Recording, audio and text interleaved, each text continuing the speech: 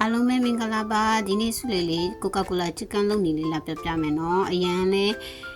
လောက်ရတာအရန်လွယ်တယ်စားလို့လည်းအရသာရှိတယ်ခလေးရောလူကြီးရောကြိုက်တယ်ပါဝင်ပစ္စည်းနည်းနည်းလေးပဲစက်သွန်ဖြူနေချင်းထောင်းလာရရဲ့ပဲငံပြကြီးအကြီးပဲငံပြကြီးအနောက်ငရုတ်ကောင်အဲ့ဒါလေးပဲထည့်ပြီးတော့နိုင်ဝက်လောက်နှက်ပေးရမယ်ချက်သားလေးကိုအဲ့လိုမျိုးတခြားနှဲပြီးလို့ရှိရင်နိုင်ဝက်လောက်နှက်ထားမယ်ပြီးရင်အိုးပူပူထဲမှာတန်လွင်စီ3စွန်းစာလောက်ကိုအိုးမကက်ယုံပဲเนาะအိုးမကက်ယုံတန်လွင်စီလေး3စွန်းစာလောက်ထည့်ပြီးတော့မှကြက်သားလေးတွေကိုလေတစ်ဖက်ကို15မိနစ်လောက်အရင်ဆုံးကြော်ထားပေးရမယ်เนาะအသားလေးမာပြီးတော့အရောင်လေးပြောင်းလာတဲ့ဒီကြော်ပေးမယ်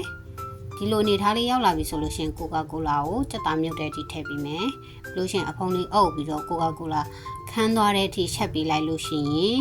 အရသာရှိပြီးတော့အရန်စားလို့ကောင်းတယ်လူတိုင်းလည်းကြိုက်တယ်ကိုကာကိုလာချစ်ကန်လေးရပါပြီရှင်လိုက်လို့စားကြည့်နော်အရန်လည်းလွယ်ပါတယ်ကျေးဇူးပါ